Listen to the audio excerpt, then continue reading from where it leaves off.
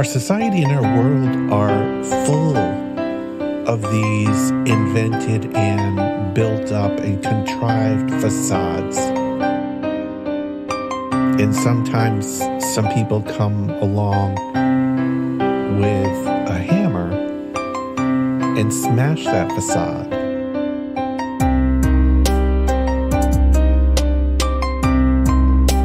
It's a brilliant, powerful hammer.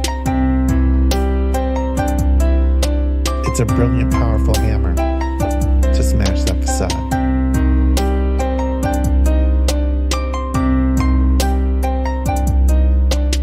It's a brilliant, powerful hammer to smash that facade. Welcome to the future. Shit where you please. The Wi-Fi's killer, but there's no more bees, so there's hardly any flowers, there are very few trees, and you'll pay $1,000 for some honey for your tea.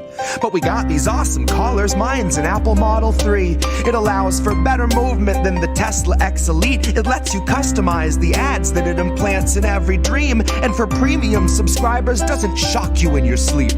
But it doesn't stop there. It can analyze your speech, and if it hears disinformation, then it notifies police. It's a swift re-education, but it knocks you off your feet like your booster every 7th week. I faced the future boldly with 2 eager open eyes, and I picked a couple nuggets up that blew my fucking mind, like you can taxidermy someone while they're technically alive, and they'll shine when it's election time. See, the Democratic voter base will pay them zero. Never mind if voting for the scarecrow is a vote along their party lines. They could stare into its marble eyes and claim there's something dignified. Unlike real politicians, this one doesn't need an oxygen or kit supply. But its function is the same as those who came before. The goals are never misaligned. It still spends all its working time performing pre-recorded fleecing sessions where it sugarcoats your slow and hungry genocide, while pouring billions into Nazi coffers, all the while selling you the story that we're moments till the MiGs arrive.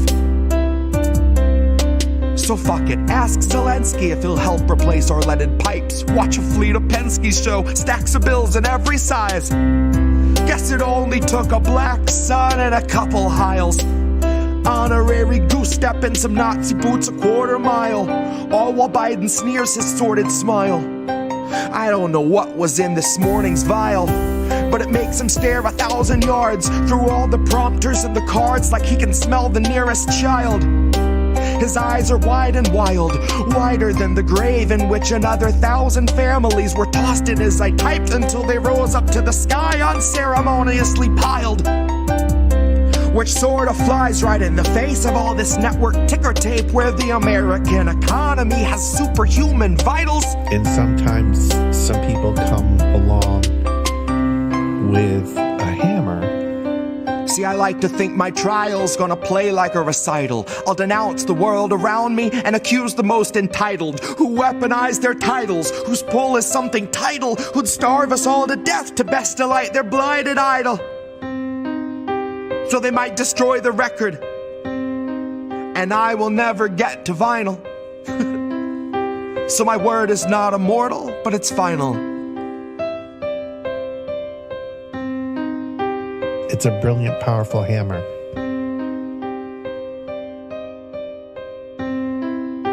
It's a brilliant, powerful hammer to smash that facade. When you are not with where majority of Americans are, then, you know, that is extreme. That is an extreme way of thinking.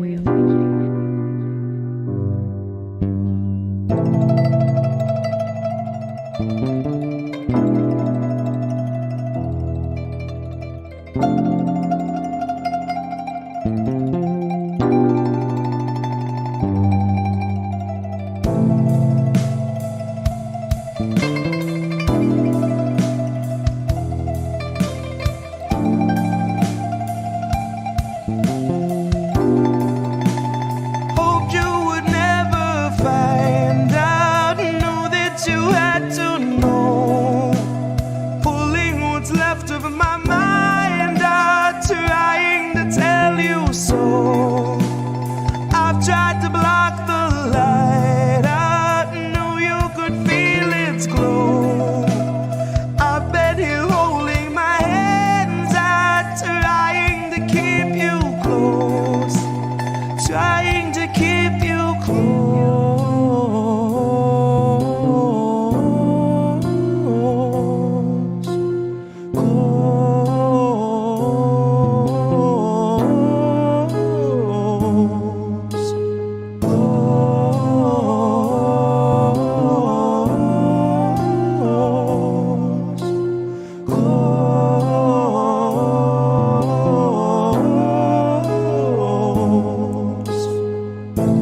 want to set you free, but I really want to let you be. And a part of me wished I could set myself aside, just let you take the ride, just chalk the rest up to destiny. I could let you believe that the only restraints in life are the size of your dreams. Let you believe each kid grows up with the world at their feet. When I know too well it's open season, I know they're taking stock and raising stocks and raising stock. And I'm simply not here to sit and watch as you learn the lesson all cogs are taught. Keep your head down and keep to task and just keep on blocking the rest of it all out. Just keep on with the rest of the herd of a million adjacent oblivious workers. The forest unseen for the trees, and the trees unseen for the fallout. No, what's more damning, baby, the truth or the ignorance?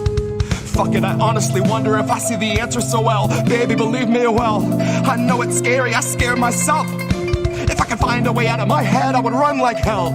I would ditch this body politic, mindless occupant somewhere far from the dismal abyss.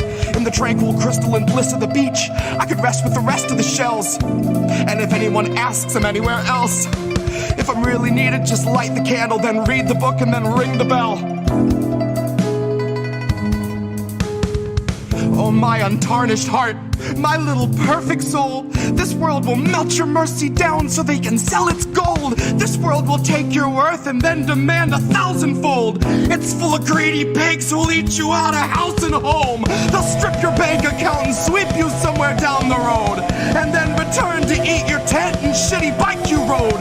Your bottled water, only shoes and coat and broken phone. Then smiling in your face, they'll tell you that the shelter's closed.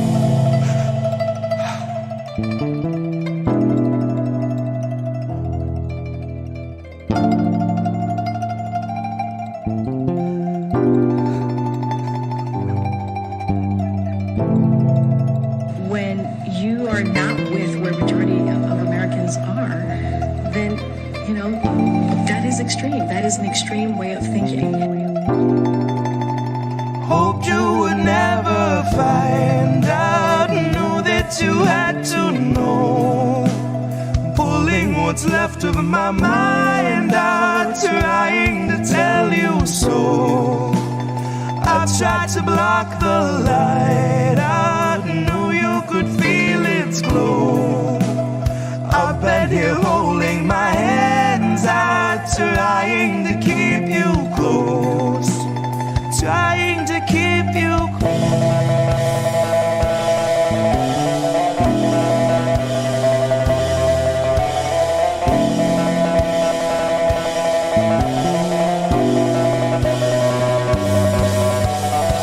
Oh, my untarnished heart, my little perfect soul, this world will melt your mercy down so they can sell its gold. This world will take your worth, then demand 1,000-fold.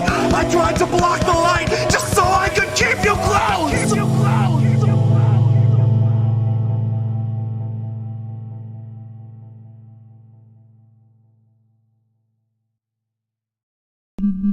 false alarm. I thought that help was here, but it was my own reassurance bouncing round 100,000 times in my own ecosphere. If every time you speak you keep it off the record, consequently you can keep your record clear. And if you mute the speech that shakes your frail beliefs, you only seek to insulate your image and continue down the stream in the direction clout and credit steers. Directly from your mouth into am I the asshole Reddit's ears. Directly back into the greasy pockets of some Gates Foundation financiers. And then directly back into the frantic final thoughts of early trial Neuralink volunteers, staring at the numb and mumbling vacancies where recently had been their peers. Half of whom are glitching with the memory stuck on pause, and half have zero fucking clue just who they are or why they're here. It's been said that fear is all we have to fear, but that was back before the basosphere condenser came along, distilling concentrated fear that's diamond pure, crystal clear, oppressor strong, and woven into every single article you read and song they let you hear. And then Elon heard that Jeff enhanced our fears by 86%, and he said, hold my beer. And not a single sheep among the herd would turn their head or say a word, cause they were all too busy begging for the shears, begging for the muzzle, happy just to guzzle, feed, and watch a screen for all their years. Man, to each his own, can't afford a home, but they'll let you have your cozy little ecosphere. Where there among your own devices you can break the seventh seal, overthrow the oracles and slay the seer. All the tomes were burned and all the lips were seared. Shut your eyes and all our lives just disappear. Now blink 'em twice. Welcome to your ecosphere.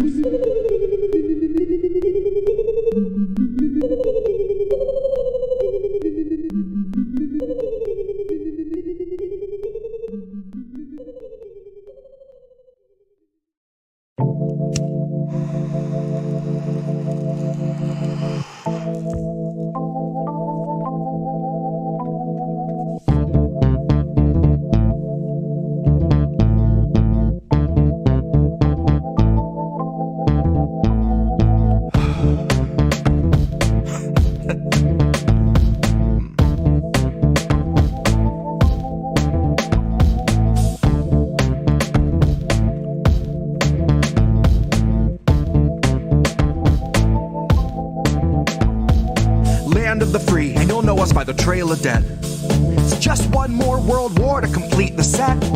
When you live by the pike, you die by the pith. You die wide-eyed, still pleading the fifth, or crying divine epithets and pathetic attempts at defense. All empathetic for those on your side of the fence. Well, I'll gladly put you and your legacy into an alternate tense of faltering senses and altered events. Like hunted ain't a hearse, it's a reaper's stretch. How sweet, she said. Bunch of hordes in the street like it's Evil Dead. Where the thin blue line meets razor's edge. And where the corporate ladder ascends to a steel-toed boot that awaits on the ledge. You'll be licking it fresh at your boss's request till it stomps each finger and watches you fall to your death. And drown in an ocean of debt. Gone with the fodder who gathered to honor the patient left, who purity tested themselves into sections, step by step, till the next election, when it's just one them and the sound of their well-read theorized breath. That's harm reduction for the lowly cost of you holding your nose and just openly buying the theft. Maybe that's all in the flick of the pen. Maybe we're all one unmarked van from a trip to the pen, being guarded by pigs who exist on a diet of dying breaths of much worthier men. Honey, heaven's expecting you. Just don't get too hung up on who they let in. Just look up at the shine of the pearly gates. You don't need to worry if there's lead in the paint. You don't need to worry if there's lead in the water, lead in the milk, lead in the honey, lead in the caustic embrace of the Heavenly Father. Lead is the flavor of passive perpetual slaughter. Lead is the taste of us led to the ledge by the lure of the legend of expert consensus, and then beckon to stretch it just one step farther. And I hope all the folks who were boastfully gloating and toasting themselves as the heroes of COVID for boosting their boosters and doing their part are now equally thrilled to be starstruck martyrs. All laid in a government grave with anonymous markers, like you're back from the carvers and off to the splicer. You're the very first wave to be slain in the war against Pfizer, that 100 years war against Pfizer. They are thinning the crowd that is striking right now to bleed adequate pay from those inhuman misers, who all sit in their office and designate coffins to people regarded as nothing but profit for Kaiser. Still the Dems want you nicer. Dems want you softer. Dems want you kinder. Yeah, they all want you graciously starving in silence. You will speak when you're spoken to. Rest of the time, you and all of us peasants are merely depressing statistics neglected in Congress's binders. All bled, bone dry, then fed to the grinder. Our headstones line each step as reminders. That's a lesson in object permanence learned in the furnace by workers consigned to the fire. Workers bled, bone dry, then fed by the fed to the grinder.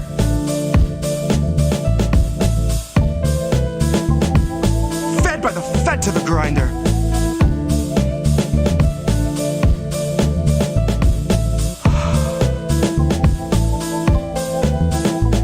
Now the fed went straight to your head. Mind what you hide and your size unsaid, and your eyes turn blind to the signs unread. Flag bright red, so you let it in bed. You let it inside and you'll see that it's fed. Never you mind that it grinds your wealth into bread for itself, then it bleeds you dry, then it dines on the dead. Now the Fed went straight to your head. Mind what you hide and your size unsaid, and your eyes turn blind to the signs unread. Flag bright red, so you let it in bed. You'll let it inside and you'll see that it's fed. Never you mind that it grinds your wealth into bread for itself, then it bleeds you dry, then it dines on the dead. And the Fed went straight to your head. Mind what you hide and your size unsaid, and your eyes turn blind to the signs unread. Flag bright red, so you let it in bed. You'll let it inside, you'll see that it's fed. Never you mind that it grinds your wealth into bread for itself, bleeds you dry, then dines on the dead. The Fed went straight to your head. Mind what you hide and your size unsaid, and your eyes turn blind to the signs unread. Flag bright red, so you let it in bed. You'll let it inside and you'll see that it's fed. Never you mind that it grinds your wealth into bread for itself, then it bleeds you dry, then it dines on the dead. Here's where our leaders would see us all led. Here's where our leaders would see us all led. Here's where our leaders would see us all led. Here's where our leaders would see us all led. The Fed went straight to your head. Mind what you hide and your size unsaid, and your eyes turn blind to the signs unread. Flag bright red, so you let it in bed. You let it inside and you'll see that it's fed. Never you mind that it grinds your wealth into bread for itself, then it bleeds you dry, then it dines on the dead. Fed went straight to your head. Mind what you hide and your size unsaid, and your eyes turn blind to the signs unread. Flag bright red, so you let it in bed. You let it inside, you'll see it, it's fed. Never you mind that it grinds your mind, that it grinds yourself, then it bleeds you dry, then it dines on the dead. Here's where our leaders would see us all led.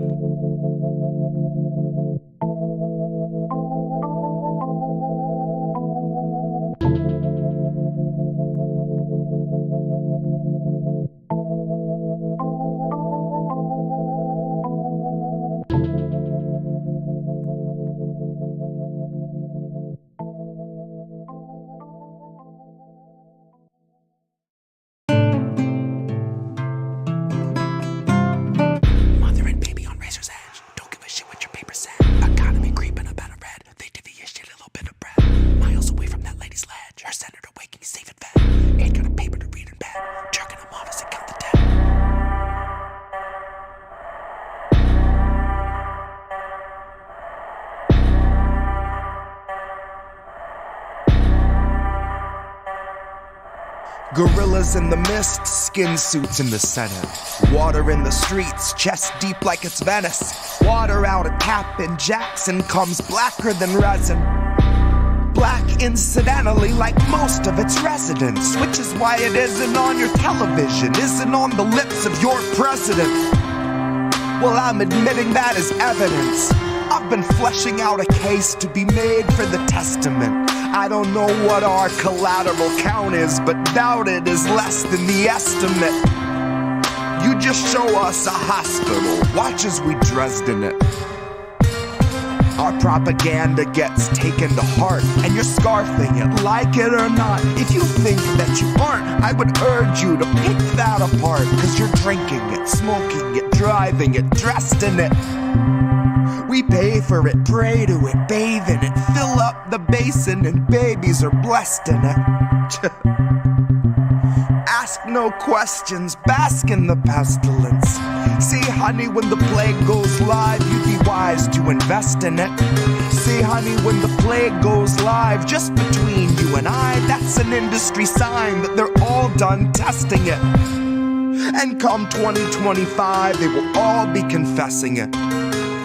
And then a few small fry fall guys all fly from the precipice, who were doomed to be wasted like shell corporations, dissolving to vapor, then gone with the resonance, gone with the sense and the sentiments, gone with the dust of the remnants, gone with the ghosts of the regiment, gone like those families in Gaza whose bodies and homes are demolished when Israel sets up a settlement. Gone like your chance at a settlement. Gone like the hope of apologies out of those funding our deadliest research and backroom development. Gone like your shot at a measly I'm sorry from the mouths of our own bioterrorists. God, you cannot imagine the face of the monster. You can't even fathom the scale of its carapace. It's under your feet, yet you're barely aware of it. You see it's quietly judging the scope of your suffering, sizing you up like a therapist. Then it rides in your guts like a parasite, growing in size and excreting a culture that's purely embarrassment. Equal parts Manson and Maryland, equal parts something we push into madness and something we'll gladly exploit and objectify 50 years after it perishes. Carefully crafted and planned and arranged like a monarchy's marriages.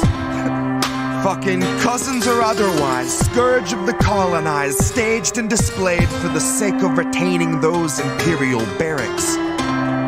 And all to expedite a special type of anglicized dysplasia. The kind where half the world is waking up to learn they're being raided, raped, and robbed of all their heritage by Charles and his caravan of 30 servants' carriages. The kind where each in the procession is worth infinitely less, till eventually they're paid in sums of crown-approved disparagement and bonuses of shame, till they're finally told to thank the highest-ranking inbred pig named king of every garrison. One who rose into his power all immaculate, like Harris did. Well, now that garishness is melting down like paraffin that hardens in a shell and shelters terrified and threatened royal terrapin. Those that rule with zero question, although nobody elected it. Democracy was here till we dissected it. Democracy was here until the exhibition exodus. And the loss of that democracy is just a threat for those who've yet to recognize the scent of bait or know the taste of desiccants. Democracy was here and now the smear is all that's left of it. Democracy was here and now the smear is all that's left of it. Mother and baby on razor's edge, don't give a shit what your paper said. Economy creeping up out of red, as they divvy a shitty little bit of bread. Miles away from that lady's ledge, her senator waking, he's safe and fed. And Abe got a paper to read in bed, jerking him off as they count the dead. Mother and baby on razor's edge, don't give a shit what your paper said. Economy creeping up out of red, as they divvy a shitty little bit of bread. And miles away from that lady's ledge, her senator waking, he's safe and fed. Abe got a paper to read in bed, jerking him off as they count the dead. Mother and baby on razor's edge, they don't give a shit what your paper said. Economy creeping up out of red, as they divvy a shitty little bit of bread. And miles away from that lady's ledge, her senator waking, he's safe and fed. Abe got a paper to read in bed, jerking him off as they count the dead. Mother and baby on razor's edge, don't give a shit what your paper said. The economy creeping up out of red, as they divvy a shitty little bit of bread. And miles away from that lady's ledge, her senator waking, he's safe and fed. And Abe got a paper to read in bed, jerking him off as they count the dead. Mother and baby on razor's edge, they don't give a shit what your paper said. The economy creeping up out of red, as they divvy a shitty little bit of bread. And miles away from that lady's ledge, her senator waking, he's safe and fed. And Abe got a paper to read in bed, jerking him off as they count the dead.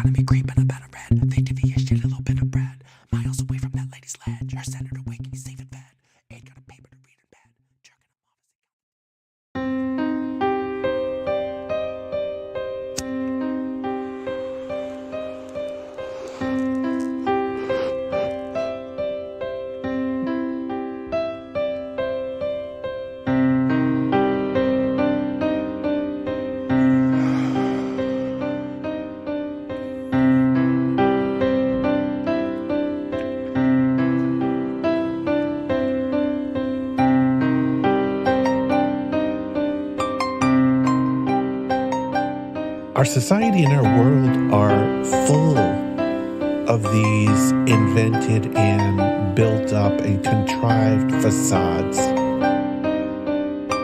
And sometimes some people come along with a hammer and smash that facade.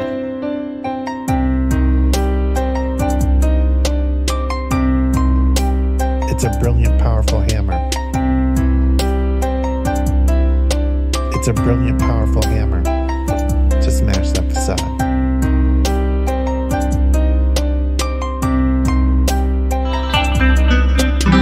It's a brilliant, powerful hammer. Who are these people? What's up, everybody? we're here again with another episode of Iron and News. I'm Reef. This is my co-host Collin Radix-Carter, aka Care Bear. How are you, Care Bear? You doing all right? Tired. I'm tired. I literally just got home. Recorded some content. I'm sure you guys will see it within the next couple of days if we don't do a stream on this. Should I say it now or should Yeah, you might as well. So many of you might saw that the Justice Democrats was hosting an organizing event in DC tonight. So I actually went to that and I actually recorded stuff from that. And we need to talk about it, y'all, because some mess was said. We'll do a whole segment on it and put it up. We'll probably do a Friday. whole segment on it within the next couple of days, but I have to pull the footage and look at it again and analyze it. But I'm honestly, and I was sharing this with you just before we came on the air, Reef, like, it was a room. It was the area, the place where the squad had this event was a converted church. It's basically like an art gallery type place. Yeah. Now, at most, it had about 150 people there. So, and that's giving a very generous. Medea Benson was there, I heard. Yeah, I saw her there. Yeah, I saw her there. She didn't do nothing. She just sat there having a grand old time. I think she recorded and listened to what they had to say, did not call them out at all, but I kind of known that because when I first encountered her 2 years ago, when Franco and I, called out the squad, she basically, in front of me, yelled at Franco because he wasn't being nice to AOC. So, and she didn't say anything. She didn't call out. Interesting how she's able to call out Republicans and like corporate Democrats. Yep. But she had the opportunity to do that with the squad, especially in terms of some of the stuff that they were saying.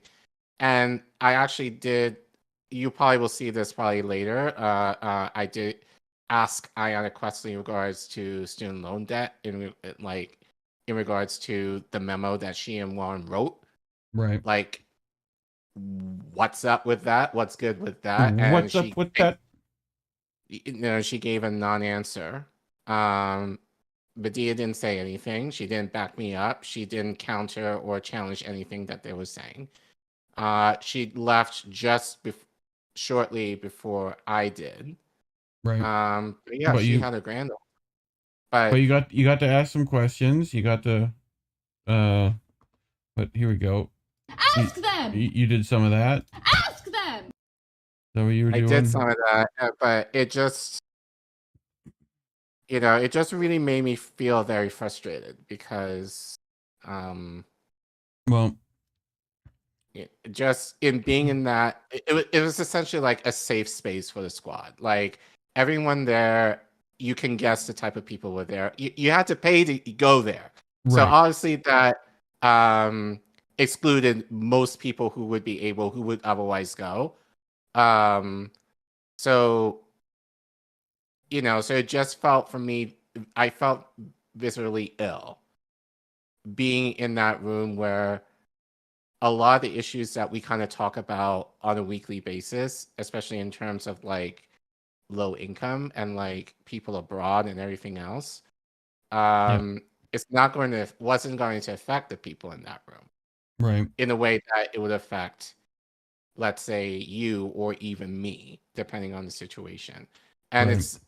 You would think that me, who technically you would classify me as a PMC. You would think that, like Collin will be just fine in this situation, and I wasn't. But I think that's kind of the curse, I guess, of being an independent media and giving a damn. Yeah. We So, got some announcements. Otherwise, we've got um, uh, if you didn't know, Bitch with Comrade Misty coming to INN. We got to work out a date. I'm not sure if we're doing Saturday or not since it's Memorial Day. We might. Indy asked. I believe it would be. I think it's June 3rd. So that's Saturday. So in 2 Saturdays from this Saturday, I believe. Yeah. So we got that coming. We interviewed Nico House yesterday. We're gonna put that up probably tomorrow, you think? Okay. Cool. We interview with him. Yep. So that's good. That was a great interview. You guys will enjoy that. But we've got what else we got? We got some stories for this week. We you know, we weren't just having fun with, you know, going to the squad church. You know, we're gonna cover some real stuff. So, this is the stories we brought. What'd you bring, Collin? So the NAACP is doing some mess and issued a quote unquote travel advisory to Florida because DeSantis because Because he DeSantis is. bad. Yes. He is bad, but Yeah. you know, but it's just kind of funny that they have this heat for DeSantis and not for Democrats in particular. But honestly, and again, in light of what I just had to go through for the last couple of hours or so, this story also annoys me to no end. But I think and honestly, I was going back and forth over the last couple of days whether I wanted to do this story. But doing some research, you know, there is an aspect to this story that people are not necessarily talking about, which I think is a valid point and I think should be discussed. And then, obviously, I just want to remind you of like some things, you know, in terms of allegiances, how the NAACP is not working in the needs of Black people. And we're going to take a trip down memory lane as to what specifically I'm talking about. So we're going to do that. And then this past weekend, kind of near and dear to my heart because I went to Boston for college and grad school. This past weekend, Boston University, Boston College was where I went to school. Boston University, there are two different schools, but Boston University students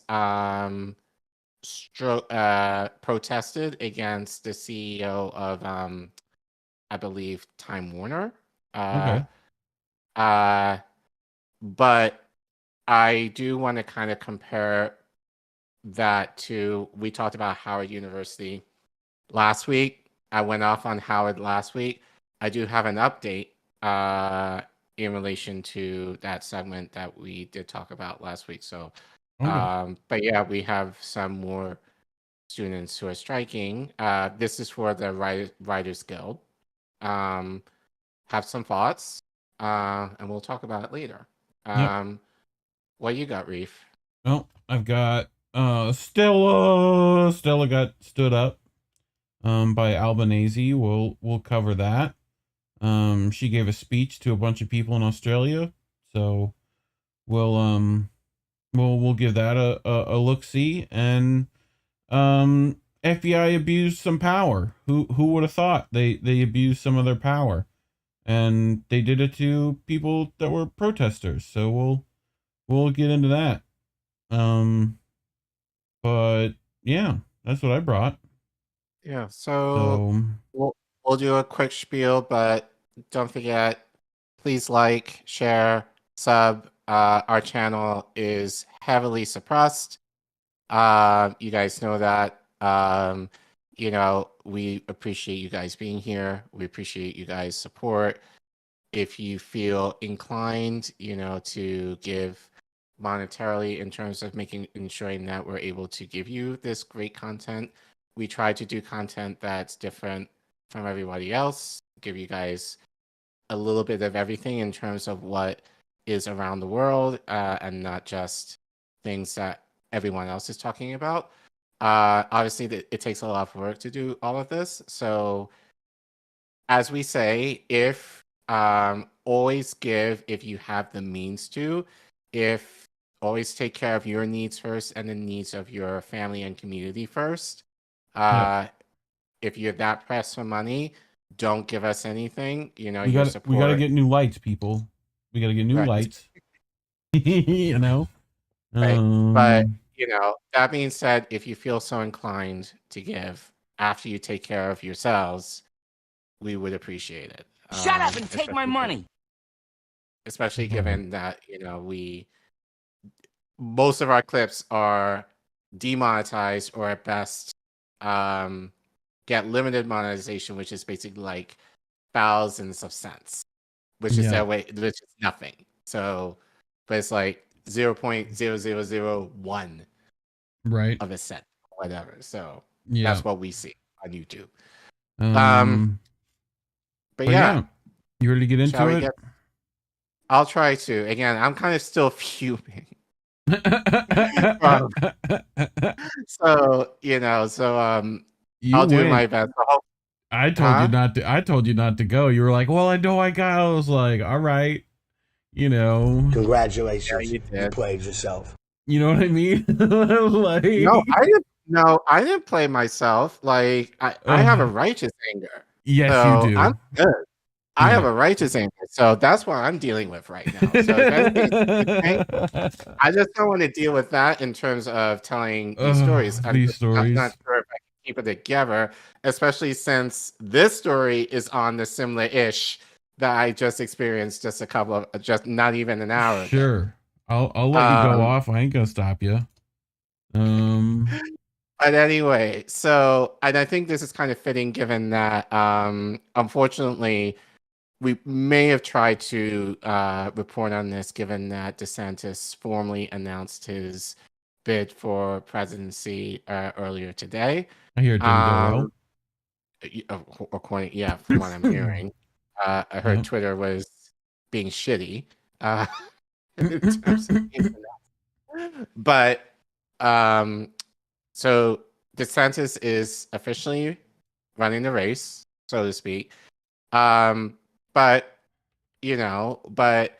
the NAACP has issued a travel advisory to Florida because of all the cultural issue mess that DeSantis is really trying to make a foul of his state that a lot more people are talking about versus the economics, but we'll get into that.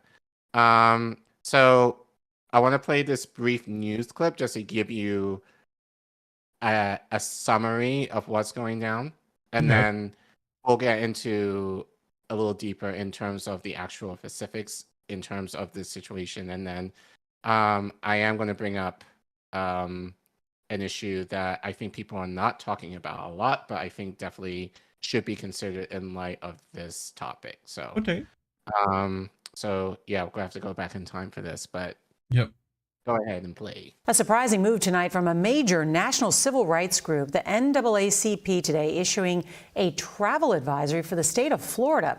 The organization says that under Governor Ron DeSantis, the Sunshine State has become, quote, openly hostile toward African Americans, people of color, and LGBTQ plus individuals. CBS's Mark Strassman reports this comes as DeSantis is set to announce his bid for the White House. Didn't Fetterman shoot a black guy with a shotgun? Isn't that? No, he didn't shoot, but he friended a black jogger with a shotgun. Okay, close enough. After he called the police. Yeah, sure. Florida is starting to feel uncomfortably warm. It's weather, it's politics.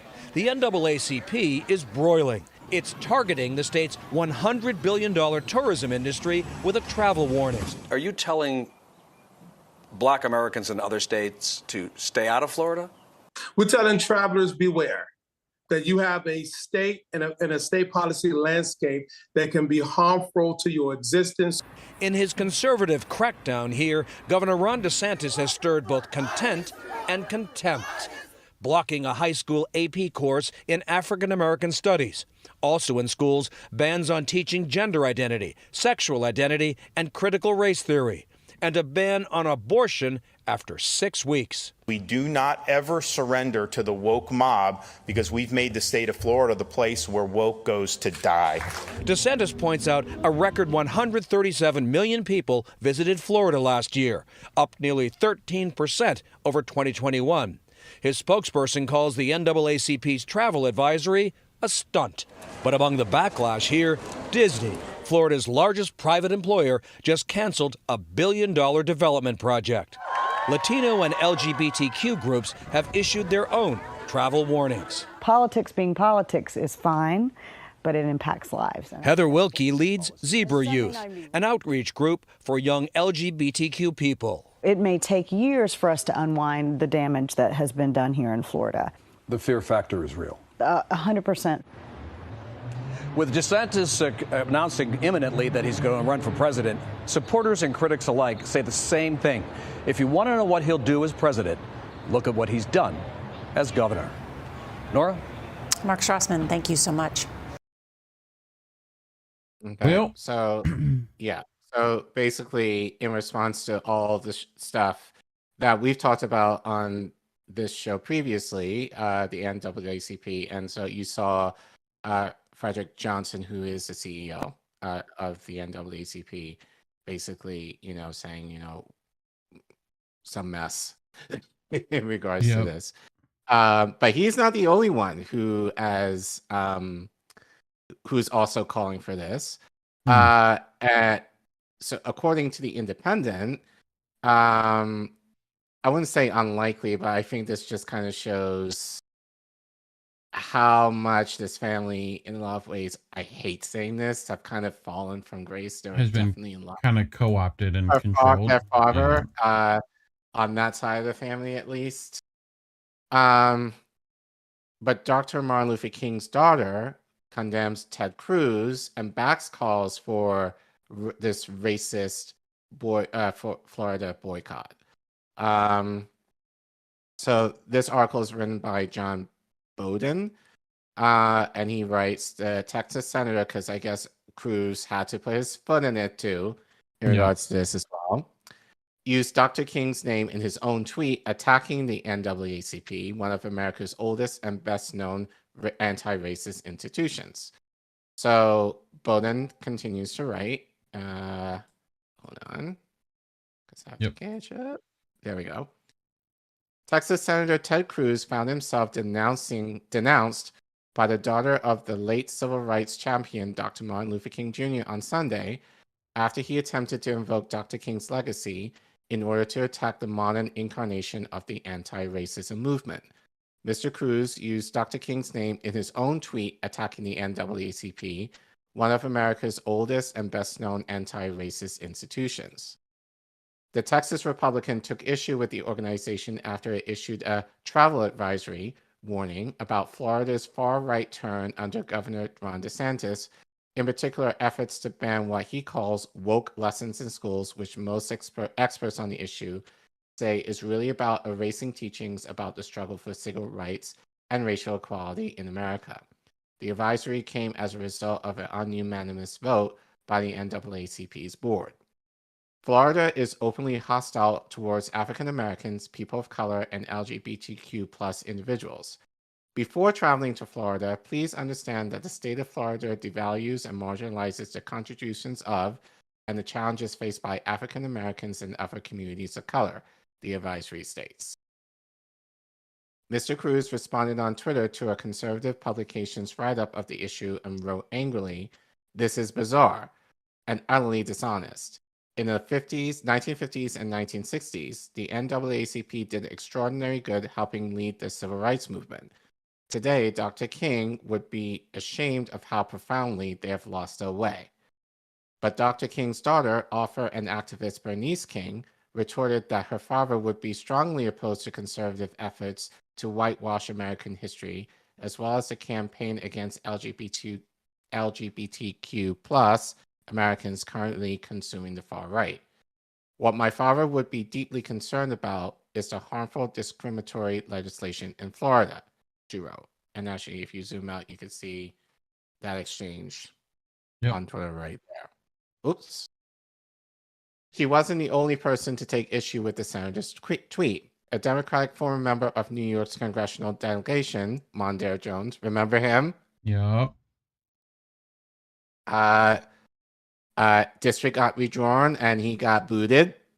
But anyway, was less subtle in his approach as he pointed that Mr. Cruz would have fought desegregation efforts in the 50s and 60s.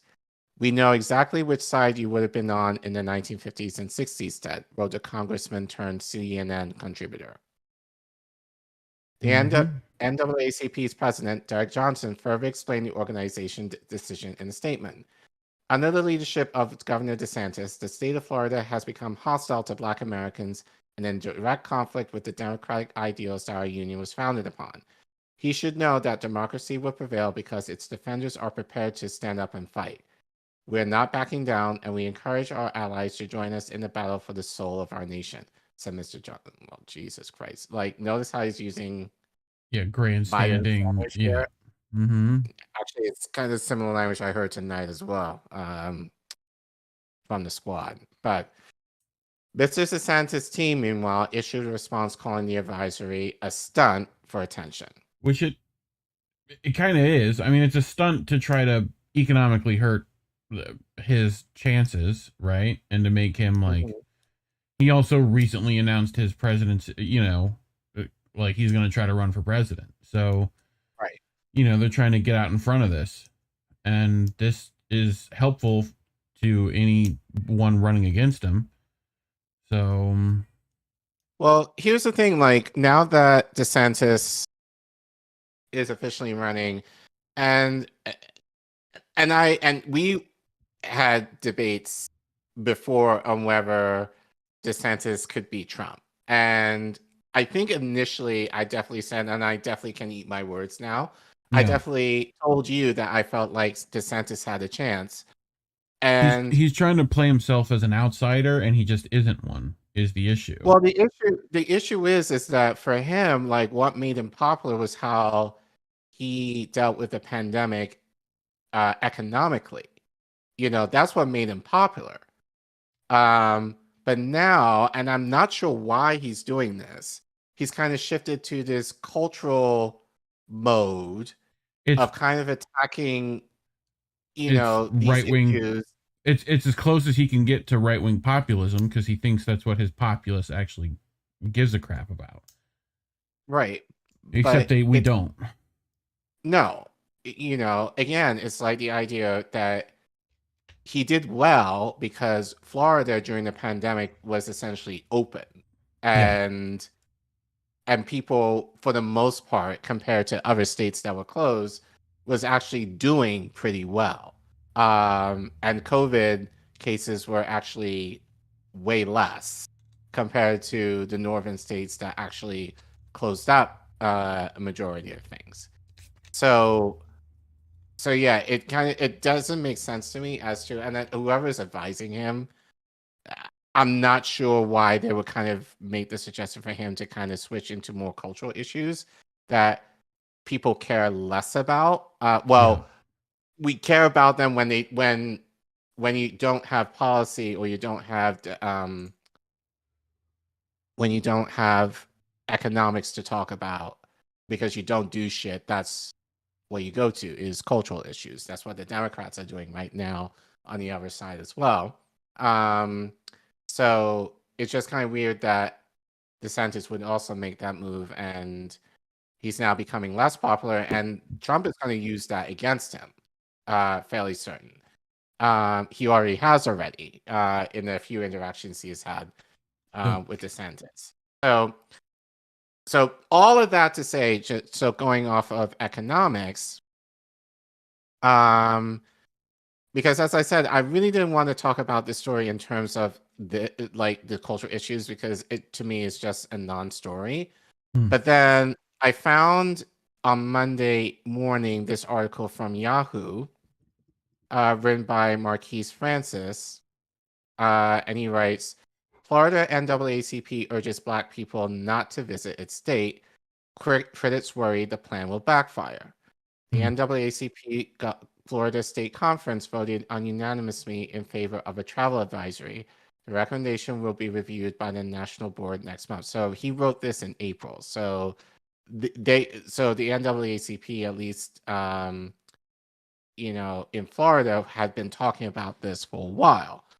I'm not going to read this whole article, but he does bring up a good point that I think might be lost in this conversation. And again, it's in terms of economics, especially for Black people who are living in the state of Florida. So I'm only going to pull a few places within this article. If you want to read the full article, the link is in the description. Marquise writes, but some critics are concerned that an advisory will have unforeseen consequences on the very group that it's intended to help, Black Floridians. Riche J. Daniel Barnes, an anthropology and African American studies professor at the University of Florida, told Yahoo News that she believes an advisory does exactly what government officials want, which is to keep out those that disagree with them and foster an exclusive environment of only like-minded individuals. If the people I came here to work with and build community with leave, which they have already started, I am encouraged to do so as well, she said. Florida is home to more than 22 million people, 17% of whom are African American, according to the latest census data. Barnes, a recent transplant herself, believes that telling Black people not to visit or live in Florida sends the wrong message. This is political theater, she said, adding that a more solution-oriented response requires more people in the form of voters and more dollars in the form of economic prosperity and potential campaign contributions for minority candidates in communities of color. Melba Pearson, a Miami-based civil rights and criminal law attorney specializing in policy, calls the travel advisory a last resort. As the legal redress chair of the NAACP South Dade branch, Pearson said that it's the organization's responsibility to warn Black residents and visitors that Florida is no longer a safe and welcoming place. But it's something that we like. I mean, I went last month. Right. I was like, yeah, no one tried to lynch you or like, like, yeah, the police probably aren't going to be kind to you, but right. But you can make that case in America, not just Florida. Florida is not yes. Like me living in DC or like anywhere else in the country. You know? It is something that we do not come to lightly. This is after we tried all our methods of advocacy, education, and dialogue, Pearson said in an email to Yahoo News. I entirely disagree with, don't believe that at all. Yep. But we'll continue. All diplomatic routes have been exhausted, and hopefully the threat of losing the millions of dollars of disposable income that Black tourists bring to Florida every year will reignite dialogue leading to policy change. Right. If successful, this would be the second time a statewide advisory was put forward. You talked about this with me yesterday. Yep. The first was in 2017 when the organization issued a travel advisory for Missouri to warn Black visitors that their civil rights would be violated if they entered the state. This move came after multiple instances, including a Black man dying while being held in the Missouri jail, and the passing of SB 43, which made it harder for employees to prove unlawful discrimination based on race or gender. Like, this makes sense. Like, this, right? Like, that I get. Like, right. So, but that's not what's been talked about in Florida, which I guarantee you prisons are doing this, Right. Like, I would say that. Like, it's not like it's Mississippi is still, you know what I mean? Like, when it was burning. Right. Like, so. But the NAACP also cited a number of instances of discrimination towards young African American men and women on college campuses that went unaddressed. This all came just 3 years after the fatal police shooting in Ferguson of 18-year-old Michael Brown, whose killing sparked public outcry and became the catalyst of many present-day protest movements. Also makes sense. Which we'll get into in a story later tonight. All right, zoom out, please. Yep.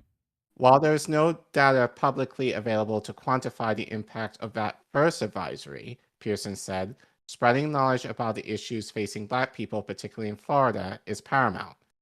We've always felt that knowledge and education is power, empowering people to make their own decisions with the requisite information is our core mission, she said. That is something that will never change. You know what this story speaks to me of? What? This. Unity doesn't represent what you're against. It represents what you are for. Thank you. The NAACP is against and trying to get you to be against DeSantis, which that's not a hard sell, in my opinion. Right. Like, no, it's versus all fear-based. What it could be for, which is like, oh, justice, defunding, and like any of those things, like any of the actual problems Florida's actually having, what you would like to see done to fix those problems. That's what you should be focusing on. And actually, great segue, because this is exactly where Marquise gets into in terms of Black businesses. Right. Black-owned businesses in tourist-heavy regions may be the hardest hit if an advisory is put into effect. Vicki Jones, owner of Jones Easy Barbecue in Fort Myers Shores, told Wink News, a CBS affiliate in Southwest Florida, that she believes her restaurant could fare well regardless because of how long it's been a staple in the community, but she's hesitant to embrace the message behind the advisory altogether. As a Black-owned business, I can't say don't come to Florida because I am in Florida, she said. And I like unity. I like community. I like for us to be together and have a voice. Shania Atkins, owner of Nikki's Place Southern Cuisine in Orlando, said that despite having built a strong reputation for almost 2.5 decades, she feels like any kind of advisory would be devastating to her business. It would be very, very detrimental to us because everyone who comes from out of town, they really do support us in a way that some of our locals can't support all the time, she told WESH, an NBC affiliate in Orlando. As a native of Tampa, Lewis, the Hillsborough County chapter president, sees a possible hit to Black-owned businesses as a sacrifice worth making. Black business owners are going to have to stand for something, she said. If you continue to sit and say it'll pass through, we'll get over it, it's going to get worse. Lewis also believes this is a great opportunity for Black people within the state to begin patronizing more Black businesses. If you're serious about change, then it is a time for all of us to come together, she said. If it's important to keep that hotel running, then trust me, it will be important for them to get Black folks to work and for Black folks to maintain their job. While Barnes, the UF professor, understands the impetus behind the travel advisory, she feels that its effects are short-sighted at best. It is difficult to me to see how telling people not to come will bring forth help, she said. We need more people to stay here, move here, and see a reason to make changes here. Most of the help that is needed is in the form of votes. I disagree with that. Most of the help you need is in terms of direct action. Thank you. And you can do that. And I think you have the means to do that, especially with these Black owners who are basically, in a lot of ways, are saying, we need direct action in terms of having Black people who live in their communities actually use them, right, and not just necessarily relying on tourists coming in to make up for the slack, but also using that, again, economics to kind of make that push in terms of calling out the NAACP in terms of this travel advisory that it will be harmful to their business, as well as DeSantis, who, basically, you can argue that during the pandemic, that's what he prided himself on, was keeping Florida afloat. And now that, essentially, if this advisory is going to affect revenue in the state, then that's going to be a problem. The issue is, does it? I I don't think it does. I don't think anyone necessarily listens to what the NAACP, like, you know, like, would that stop you from coming? You know what I mean? Like, no, I told you. like, I who just does that went. stop? Now, does it No, affect what they've been doing to DeSantis is using business to combat him, i.e. Disney, right? Mhm. Where, like, you know, they're upset that Disney can't spend another $1 billion in the Orlando area, and I'm like, good. Disney don't need no more land or revenue streams in Florida. It just doesn't. Like, you know, so if that's like, that to me is part of the problem. I definitely think this is a political stunt for sure. I don't know to what end. I don't know what it does specifically. You know, it's going to be ignored in a week, but well, you're not the only one, and well, me too, who believes this is a political stunt. So going on to Twitter, if you zoom out, thank you. Misfit Black Girl, we both know her. She made this tweet. How come Derek NAACP got all this smoke for DeSantis, but sat in that meeting with Biden and got cussed out clean with the rest of them civil rights leaders and said absolutely nothing? Where was the smoke when Biden was berating y'all, wagging his fingers, yelling, and carrying on? To be clear, this is in no defense of Satan. I just wish people would keep it consistent. Black folks have been harmed, abused, murdered, and treated as second-class citizens by all politicians in this country. If we're going to call out hostility towards us, call it out across the board. What does she mean by that? So remember this 2 years ago. Yeah, vaguely. 2 years ago. Yep. Actually, no, a little more than 2 years ago. So this is just shortly after Biden won, and he met with the civil rights leaders, and you could see Derek Johnson in the lower left corner screen. He was present, right? So they were basically giving Biden their demands. And this was in 2020. So this is coming off of George Floyd and all of that mess that was happening that summer into that fall during the election. Hunter Biden for Congress tweeted out, the good old days when 8 civil rights leaders were lectured by Jim Crow to stop bitching about cops. So I'm going to play a little bit because this was nearly 2 hours of this Zoom meeting.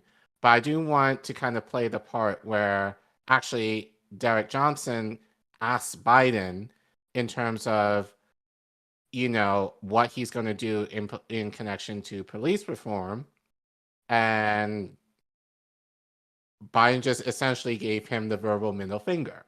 So we're going to play that. Again, taking a walk down memory lane just for you guys to remember, you know, what was being said when all these leaders, like we helped, well, they say Black people got Biden the presidency. So now here are these leaders making demands, and Biden basically says pick rocks. Go ahead. You've mentioned more than once how the Black vote saved you in your races in the Senate in Delaware. You've talked about your friendship with Mouse. We are now saying the Black community have stood up in this election cycle. Let's not suffocate the Black vote in Georgia and make sure we send the right message, because the success of this administration will be the ability of the Senate to confirm your nominees.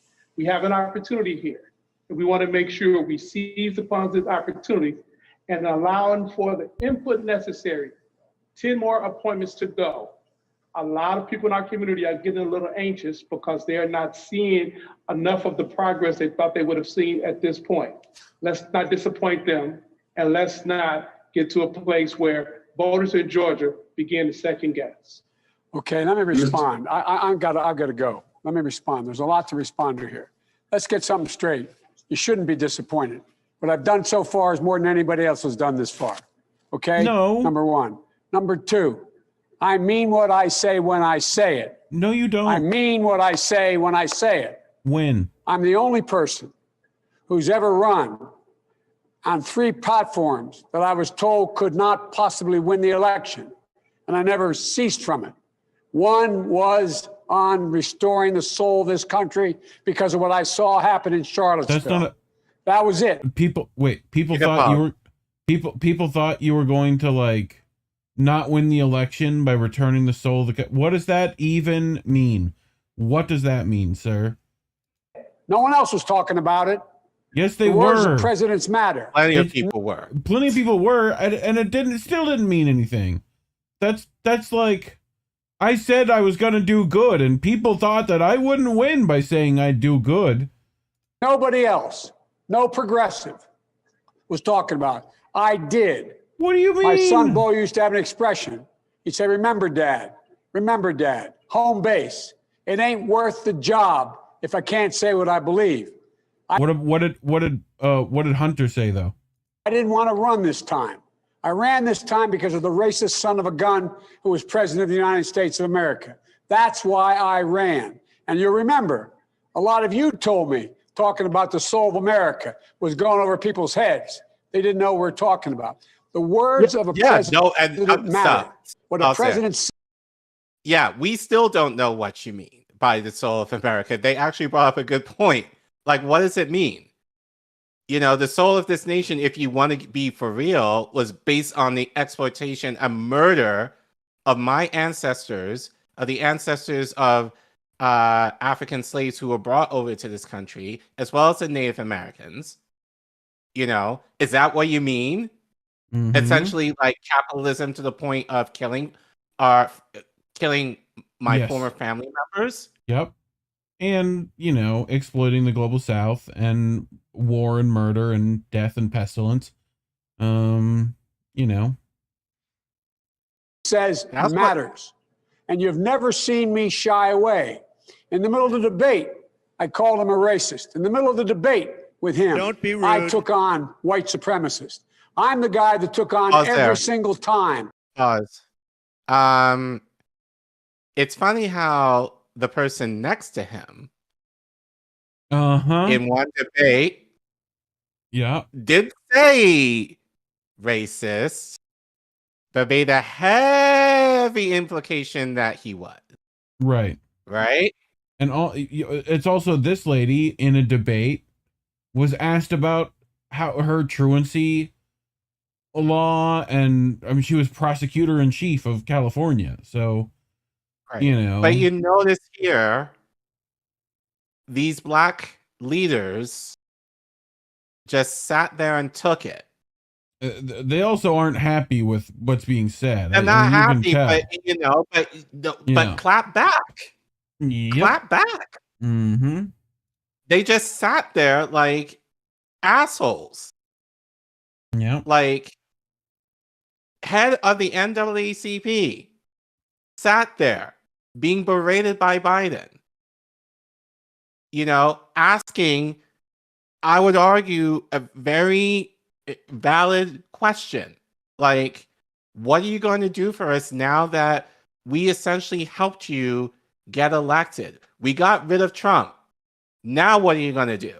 Right. And Biden says, I've already done what I needed to do. I've already said stuff. I've said stuff.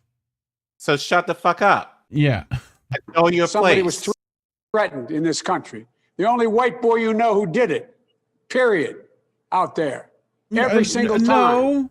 So look, all I'm saying here is, guys and ladies, we're on the same exact page. The same exact page. We talked about closing the racial wealth gap. That's the single biggest thing I want to get done. It's the ultimate equalizer, no matter what else happens. You haven't done it. Because I plan on spending over $15 billion to provide for opportunity for young black entrepreneurs to get them off the ground. Black farmers to be able to... Capitalism. Pause. But here's this. Wouldn't that have been a nice message if he actually did this to when he spoke to Howard? Yeah, but the black businesses he's talking about is like things that will help the machine anyway. Like, right. but you can make the argument, like at least he's offering something economic. Now we can get into the ideology of capitalism versus socialism, like whatever, another day. But ultimately, we want it to be more in terms of people owning the means of production. Ice Cube, day one. Trump gone. Now what? Right. And he's getting pushed back again. We're saying the same thing, and people are like, and he's like, man, y'all need to listen. Own their own property. Young people being able to get their first $15,000 down payment on a home, making sure that they have an opportunity to gain wealth. We can do all the rest of this unless the Black community is able to make up the wealth gap. In my humble opinion, it's their fault. Real trouble.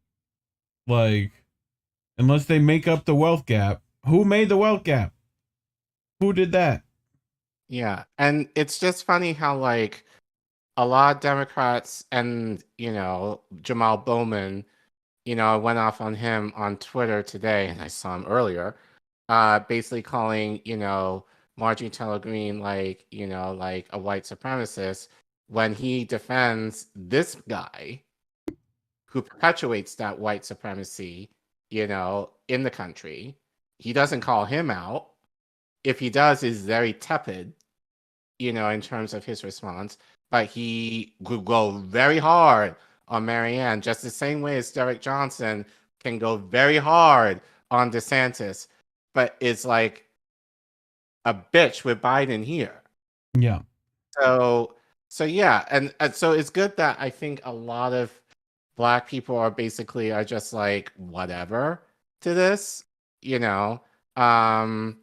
but and I don't want to say it's a non-story because I think this just kind of speaks to, unfortunately, the weakness of the African American community in this country in terms of like we don't stand on anything, we don't call out our leaders on anything, out of respect or whatever terms, like in line of not looking like an asshole, I would guess.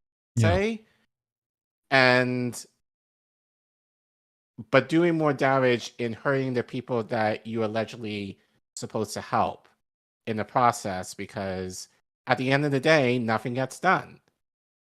And no one's being challenged in terms of, in Biden's case, what he ran to do, and like always relying on the Black vote to push him over the line in terms of him being reelected, and not getting any tangibles out of our votes, of our time, of our energy towards the Democratic Party. And so, yeah, I'm getting tired of the idea of like, and now I see even the squad doing this, is that, Republicans are doing X, Y, and Z. And it's like, well, Biden's still president. Yep. Like, there's still a lot he can do. And it's still a lot he should be challenged on, and not just being like, oh, I disagree with Biden on this, but Republicans though. Right. Yep. Well, but speaking of people we should help, let's go here. So in other news, Stella, she got stood up. So Australian Prime Minister Albanese refuses to meet with Assange's wife. So this is from WSWS. Oscar Greenfeld over there. In a gratuitous display of contempt, Prime Minister Anthony Albanese yesterday refused to, which would be a couple of days ago now, refused to meet with Stella Assange, the wife of Julian Assange, Australia's most prominent political prisoner. The snub came even as Stella was inside the federal parliament, having traveled to the country to campaign for her husband's freedom. Asked by independent MP Andrew Wilkie why he would not meet with Mrs. Assange, Albanese brushed aside the question, declaring, "Who I meet with is determined by the priorities that my office has." Which means what again? Like, I'm gonna do what I want. That's what that sounds like. Press freedom, not an issue for you, like, yes, you don't, not an issue because you don't want people like exposing your shit. So if there is any. So over the past month, Albanese has met with a multitude of business tycoons. He attended the wedding of right-wing radio shock jock shock jock Kyle Sandilands alongside a convicted drug dealer and reputed crime boss. So that's who his priorities his office has. Most recently, Albanese fawned over U.S. President Joe Biden in Tokyo. On the weekend, Biden is overseeing the attempt to extradite Assange from Britain and imprison him for 175 years for exposing American war crimes. Albanese proclaimed in Parliament he was not interested in meeting Assange's wife, which he said would be akin to a, quote, demonstration and, quote, grandstanding. Albanese sought to... in the best possible way. Yes. Like actually standing for some morals. Albanese sought to dress up the refusal by reiterating vague comments that, quote, enough is enough in relation to the Assange case. It's not like he's out, so apparently, and he cannot see that anything is served by the WikiLeaks founders' continued incarceration. So, I don't know, maybe talk to the lady's wife? While Albanese claims he has made this position clear to the U.S. administration, there is no evidence of that, including an extensive correspondence obtained under Freedom of Information requests between various American and Australian government bodies. Labor continues to give carte blanche to the very administration seeking Assange's destruction. So, private versus public policies here. The obvious question is, if Albanese won't meet with Assange's wife, a basic act of respect and courtesy that he has extended to thousands of others over the course of this year in office, why would anyone think the Prime Minister is waging a fight for the imprisoned Australian journalist's freedom behind closed doors? As part of her visits to Australia, Stella Assange yesterday addressed the National Press Club in Canberra. The speech was a powerful plea for Assange's freedom and exposure of the draconian conditions under which he is detained in Britain's maximum security Belmarsh prison, and a clear outline of the fundamental issues of democratic rights at stake in the attempted prosecution of her husband. Stella noted a groundswell of support for Assange. She stated, I would like to thank the overwhelming dedication of the Australian people who have brought about a sea change in awareness and solidarity for Julian's plight. The unity and support for my husband is a source of enormous encouragement for our family. It nurtures Julian's ability to continue on. She added, the reality is that to regain his freedom, Julian needs the support of his home country. This is a political case, and it needs a political solution. In discussing her presence in Australia, and also what she speaks about with her husband, Stella stressed Assange's connection to Australia. He had been raised in the country and had shared his extensive memories, from surfing in Byron Bay to beekeeping in Melbourne's Dadong Ranges and riding in a horse of New South Wales northern rivers. That's how I imagine Julian when he is free, she said today. Julian's feet only ever feel the hard, dull, even cement on the prison floor. When he goes to the yard for exercise, there is no grass, no sand, just the bitumen pavement surrounded by cameras and layers of razor wire overhead.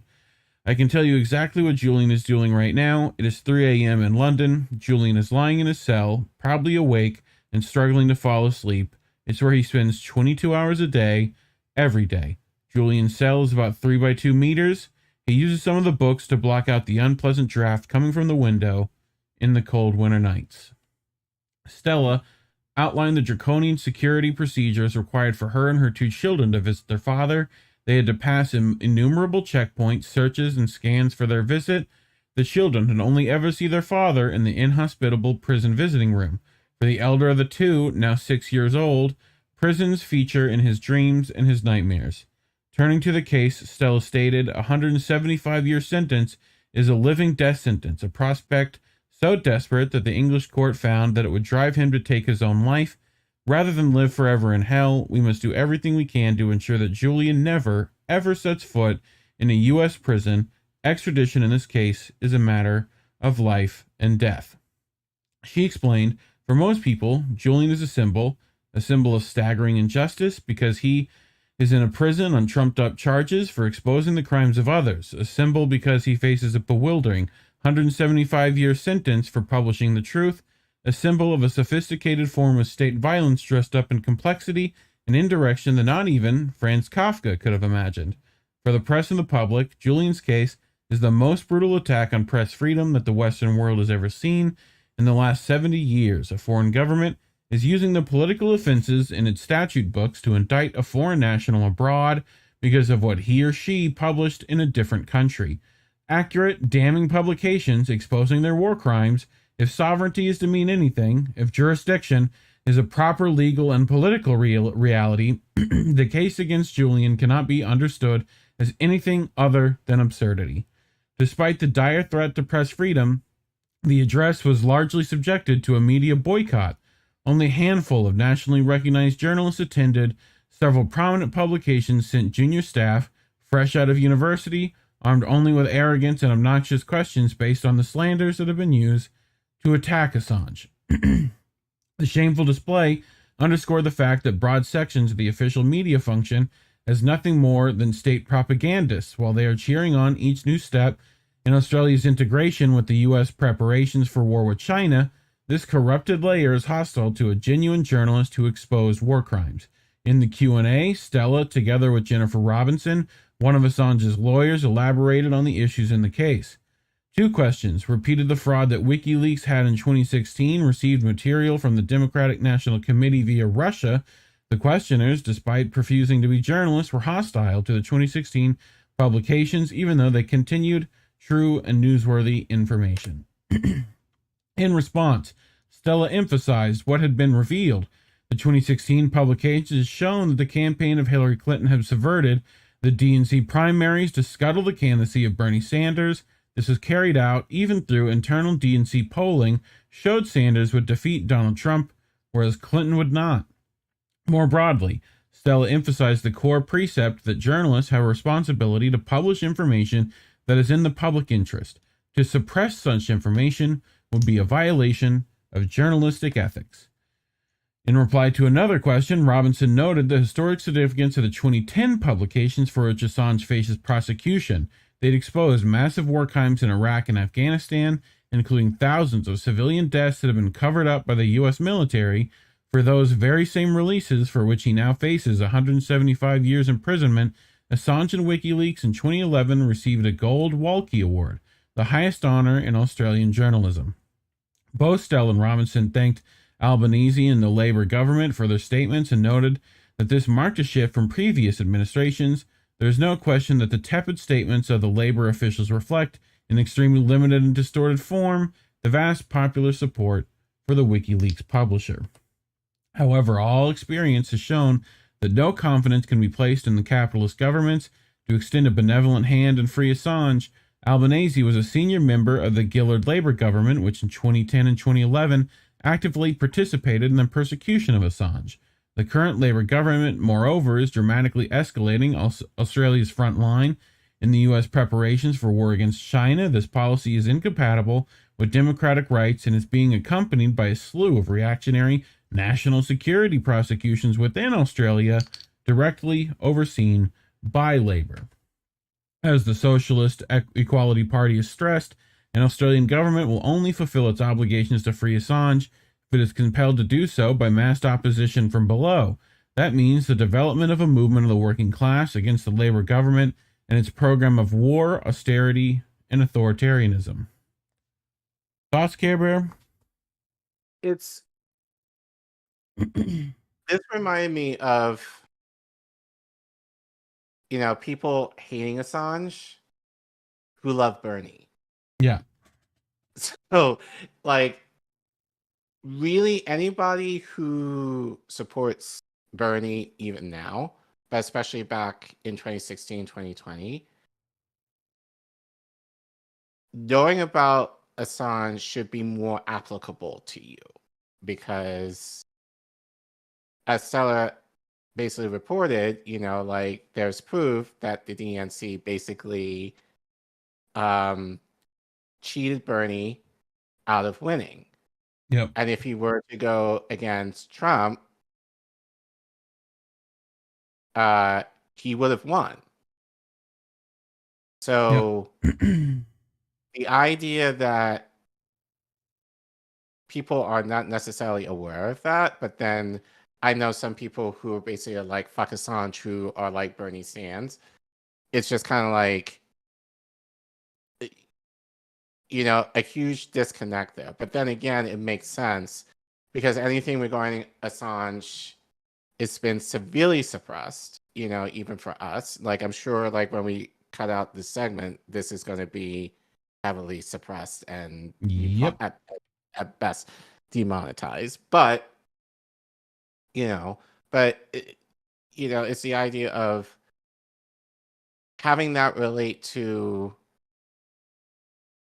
having a president or the potential of a president who is really centrist in scope relative to like the rest of the world, but you can make the argument that he would have done more in certain ways to push the narrative towards more progressive policies within the limitations that we have in terms of our capitalist government over what we have currently. Mm-hmm. And the idea that Assange exposed that, as well as the forever wars that we had in Iraq and Afghanistan, really should be talked about more.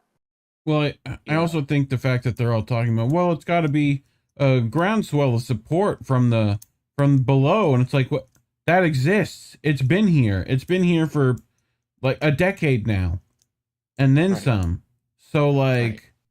And then, like, people, like, shout out to Misty, who has been, people might just argue that she's, like, a one-issue person in terms of, like, all she talks about is Assange, but Assange honestly, encompasses so much. I mean, that's the problem. And I would rather have someone who is fully invested in an issue and knows, like, I don't know as much about, and I admit, I don't know as much about Assange other than, like, whatever you pull or whatever I pull to present to our family here, or whatever Misty tells us, or anything that I remember from Richie Medhurst, what he explained about Assange. Actually, really, he was the first one who even, mentioned the idea of Assange to me back in 2020. He was the first. And then, obviously Misty has carried the torch for me in terms of, and having interaction with her and going to protests, for in recognition of him. Since, it's a big deal. But people don't necessarily connect, as you said, that how much is tied to a very livelihood in this country, because there would be a lot of corruption otherwise that would not be talked about or even known about if it wasn't for a journalist like Assange. But he represents what true journalism is, which is not what it should be anymore. It's more or less propaganda, going back to the tweet that I pulled in regards to, I forgot their names now, but the TikTok boys. If that's what I'm going to call them now, the TikTok boys. Yeah. They mentioned like, oh, white supremacy is like the thing that's killing this country. No, it's the propaganda that you guys are spilling. Right. That is making people dumb and making people like assume that what you're saying is truth when it's not. And having people just kind of living out a lie or not revealing the full truth of what is really happening. So the idea of people being fully aware, you can't have that, because then people will actually make moves in order to try and have a better life for themselves and their communities, which again, our government can't have that. Any capitalist government can have like an uprising of the proletariat.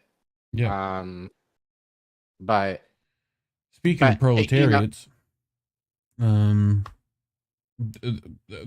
of them decided to say something. Some of them decided to say something, but I have thoughts on this, as I usually do. I'm mixed on this story, and I'll explain why. So like I said, Boston University, they had their graduation this past weekend. And students protested in solidarity of the Writers Guild Association that is currently on strike right now. So this article comes from Common Dreams, written by Jessica Corbett, and she writes, "Pay your writers. Boston University crowd disrupts CEO graduation speech amid strike. Writer Guilds of America members and local allies picketed outside, while the crowd in the stadium booed David Soloff and made clear to the industry executive that we don't want you here." So she continues. As unionized film and television writers across the United States continue to strike, Warner Brothers Discovery president and CEO David Zaslav was met with critical chants both inside and outside of Boston University's Sunday commencement ceremony, during which he spoke and received an honorary degree.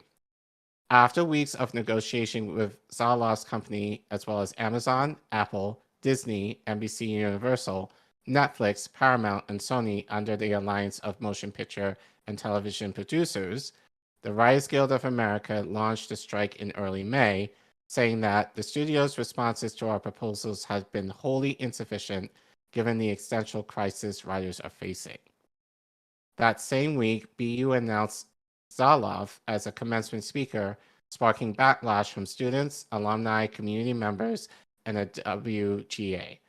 East Director of Communications Jason Gordon, who expressed deep disappointment with the university over its poor decision to provide the industry CEO with a platform. Boston University should not give voice to someone who wants to destroy their students' ability to build a career in the film and television industry, Gordon told the Boston Globe. The university should expect students, Writers Guild members, as well as other unions and community groups to picket Salah's commencement address. Your Boston accent slipped through. You were like Boston Sure. Globe. Well, you asked for it, so there you go. WGA members delivered the promised picket with support from local allies, including members of BU Non-Democratic Socialists of America and Boston DSA, who made signs that said F. Zaslav, solidarity with the writers. Yep. So got a couple of pictures here that I pulled from Twitter. So this is from Michael Conley, where he tweets, "Solidarity with the Writers Guild on strike. Out here with Boston DSA and BUYDSA comrades picketing Warner Brothers Discovery CEO David Zaslav's commencement speech at BU." So we have that. Yep. We also have this from Annie Stamel. After getting booed by BU students, David Zaslav had to cross the WGA picket line and scabby the rat on his way out of the VIP exit. Sorry, not sorry. Nice looking rat. Right in Nickerson Field, boos and expletives rained down on Zaslav, who graduated from the BU School of Law in 1985. During his speech, the CEO did not address the ongoing strike or the several dozen students who turned their backs to him, and instead shared the strategies that helped him become one of Hollywood's most powerful figures, reported BU Today. So here's Pete from Worcester DSA. Yep. Warner Brothers Discovery CEO David Zaslav was met by huge WGA DSA picket at BU's commencement today, with hundreds outside, plus Gabby and a plane, as BU grads turned their backs and drowned him in boos and chants. Pay your writers, David, and get the fuck out of Massachusetts. Yeah. So we got a couple of clips. Very short, but you will get the point.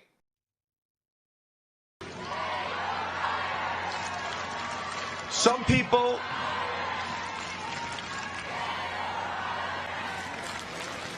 Pay your writers. Some people will be looking for a fight. That might be us. Right?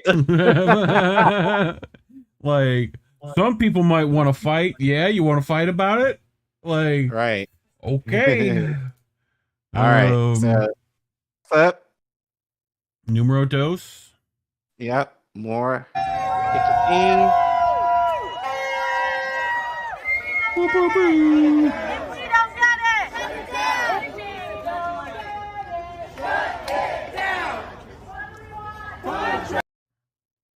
What do they want? Oh, next thing, please. Thank you. Next one. I think this is the last one for this. That was. I gotta pause it. Hey, David Vaslav, pay your Pay your writers. Gotcha. Yeah. Yeah. So they hired a plane. Nice. That's That's funny. So, as the AV Club Sam Barasanti wrote Sunday, it seems like, for those of us who weren't there, that Salov's speech was as stunningly out of touch with reality as the decision to host him was in the first place, which speaks to a general contempt he seems to have for, let's say, everyone. Right. This is a man who was put in charge of a massive media empire, and the most notable things he has done with that power are burn money, dismantle one of the most prestigious brands in entertainment, double dip on promoting J.K. Rowling, kick off the now common trend of studios deleting content from their streaming services and making it completely inaccessible in some cases, and, how can we forget, driving the writers who make his shows and movies to go on strike that may soon lead to similar strikes from the DGA and SAG-AFTRA that would render Hollywood completely motionless. Yep. According to the Hollywood Reporter, we don't want you here, pay your writers, and shut up, Vaslav, could be heard emanating from the crowd. Messages similar to the prepared chants for the picket, included some created by the school's YDSA chapter members as school students who were inspired by BU hockey chants. Yep. Oz the Boomer in chat. Zaslav gets 249 million. Everyone under him gets shit. Go to hell, Discovery. You know. So we got that. You went the wrong way. Wait. There you go. Actually, it didn't, but it goes backwards for me. So the Writers Guild of America East tweeted out, the WGA is thankful for all the BU graduates for chanting "Pay your writers" at Warner Brothers Discovery CEO David Vaslav while he delivered the BU 2023 commencement address. Hashtag WGA strike. So I just took that picture, so you see, you know, BU students doing the damn thing. Nice. Any thoughts before I continue? I mean, why did they even have him to begin with? You know, that's my question. Of like, who decided that was going to be a good idea? Like, at least get someone that, like, I don't know, your kids might want to hear a commencement speech from. Like, you know, like they don't want the CEO of Discovery. Like they don't need that. Right. You know? So but I think it just kind of shows, and again, we talked about this with Howard, it's just like students don't get a choice of who speaks. Right. You know? So it's like it's the administration, for whatever means, you know, in terms of I don't know. Like my guess is trying to get some monies too, like monies and press. Wing, you know. Yeah. You know, to get these people to speak, and for all intents and purposes, BU got the press, and not necessarily in a good way. But you know, really the decision should ultimately be made to the student body as to who is commencement speakers, which I never understood that in terms of having people who may or may not align with your values or, you know, or current trends. So yeah, just something that I thought about in terms of this is like, you know, why don't students choose instead of the administration? Oh, go back. So Brad, also known as Snow Himbo, was like they should get like Richard Wolff to speak, or said no, they're not gonna get. Who's Yeah. gonna get Richard And even Wolff? that's a compromise for like, you know. Right. So, but yeah. That would be problematic for many of these schools. So, okay. So anyway, to continue, as the Hollywood Reporter detailed, students from BU's College of Communications, which houses its film and TV program, as well as the College of Fine Arts and some enrolled in the College of Arts and Sciences, were among those who expressed interest or were expected to take part in the ceremony protests, according to Vanessa Barlett, a graduating senior who helped lead the student-led writer strike solidarity event inside Nickerson Field. I'm in the same college as a bunch of film and TV kids, Barlett, who studied poli-sci and journalism, I was among those who created the day's official chants, told the Hollywood Reporter ahead of the event. I'm friends with a lot of people in the College of Fine Arts, people who are in the Theater Arts program, so having a sense of solidarity is very important to me. Yep. Okay. Some progressive lawmakers also weighed in, including Senator Bernie Sanders, who tweeted that if Warner Brothers Discovery can afford to pay its CEO, David Vaslav, $286 million in compensation over the past 2 years, it can afford to pay its writers much better wages and benefits. Mr. Vaslav, listen to the Boston University students and the Writers Guild. Pay your writers. I am once again asking for your financial support. Yeah. And then we can have, of course, we're going to have alum to BU, AOC, who also tweeted out, Go Terriers. So as a response to Spence Todd. And then she continues, you have to listen to people you disagree with. I guess in response to that, pay your writers. Again, the corporations. No, not me. Not like that. So I think I have one more slide before. Yep. Striking workers' demands from studios, which include pay increases and limits on artificial intelligence, would gain writers approximately $429 million per year, according to WGA. AMPTP's offer is approximately $86 million per year, 48% of which is from the minimums increase.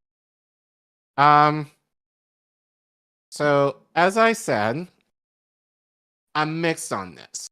Yep. Because on one hand, shout out to BU students for actually doing this. Yeah. You know, and the effort that they did in order to put this out on their graduation, you know, like, I think awesome, you know.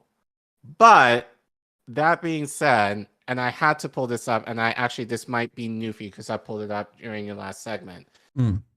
This is what this reminded me of. So if you zoom out, and I'm not sure if you got it here, but if you refresh, hold on, let's see if it got it. No. Okay. Hold on. But you might need to refresh it. I added. Oh, you're good. Oh, it disconnected. Refresh. Yep, that's probably a good thing. Since I closed the whole thing. Yeah. What's the code? I'll tell you here in just a second. Let me see if it's in there. We're doing it live, folks. We're doing it live. Yeah. Okay. I think you got some stuff here. I just added one thing to one slide after that. That's it. Here we go. What's the code? That. Okay.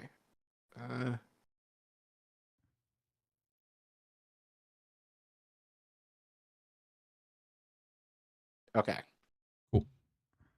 So hold on. Let's see if it got it.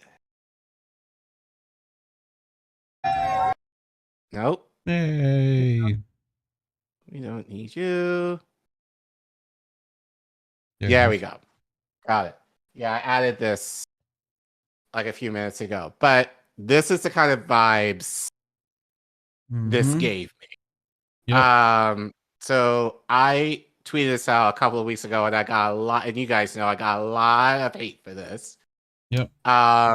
Where Hassan was striking in solidarity, which the idea in a way it's just more of the idea that this is the trendy thing to do. And I can't help but feel in a lot of ways if indirectly Hassan is kind of affecting what happened at BU.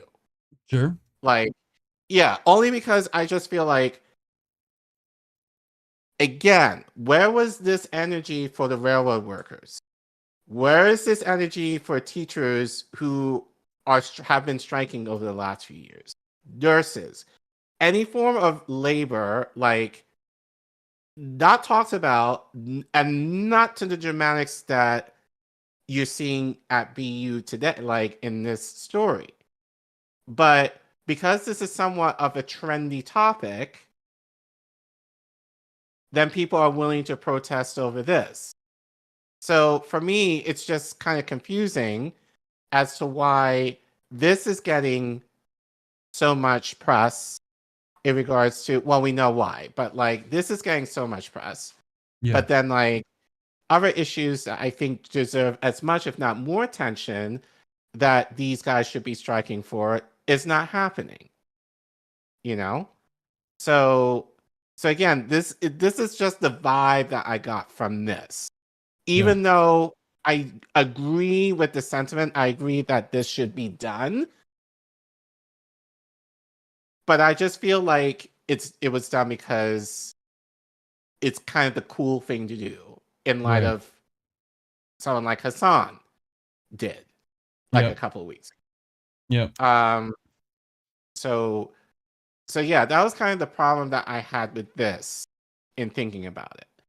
And then the other thing that I had a problem with this is because at least at BU, they were willing to do all of this. Right. Again, I talked about with Howard last week, none of this happened. Like, none of this pomp and circumstance hadn't happened at their commencement last week with Biden. Like, where were the grassroots organizations who've been going against Biden on their campus? And according to what I reported, there was only about a dozen people who, like, actively protested against Biden at his commencement at Howard. I wish that what Howard students did, what BU students did, in terms of the lengths of what they were willing to do to make their displeasure known.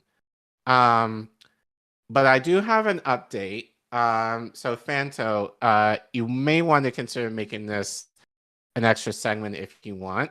Fanto's our editor for this, by the way. Shout out to you. Thank you for the work that you do behind the scenes. We love you, appreciate you. But yeah, I do have an update from Howard. Fortunately, I was just looking for stories and I came upon this on Monday. So this came from Popular Resistance. So this was written by various Howard University students that was published.